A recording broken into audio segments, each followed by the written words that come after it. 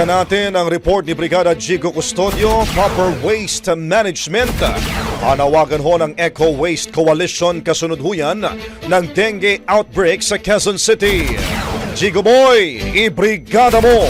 Brigada Live Report.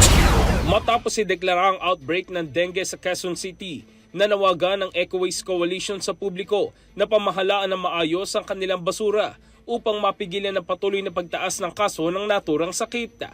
Matatandaang nanawagan si QC Mayor Joy Belmonte sa mga mamamayan lalo na sa mga magulang upang protektahan ang mga bata mula sa nakamamatay na sakit. Batay sa ulat ng City Epidemiology and Surveillance Division ng QC Health Department, umabot na sa 1,769 ang naitalang kaso ng dengue mula January 1 hanggang February 14, kung saan 10 na ang mga namatay.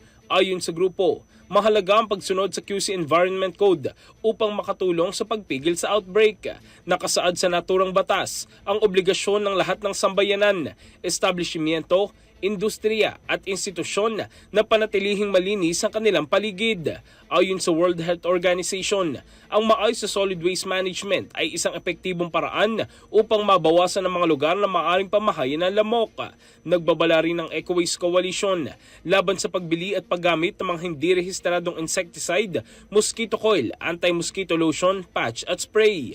Ayon sa grupo, ang mga produktong hindi dumaan sa masusing pagsusuri ng Food and Drug Administration ay maaaring magdulot ng panganib sa kalusugan at kapaligiran.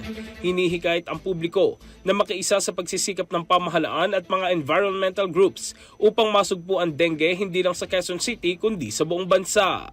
In the heart of changing lives, ito si Brigada Jigo Custodio ng 105.1 Brigada News of Manila, the Music News Authority. Ang bahaging ito ay hatid sa atin ng Standout ES4 Capsule. Simulang tuparin ang pangarap ng iyong anak. And starting now,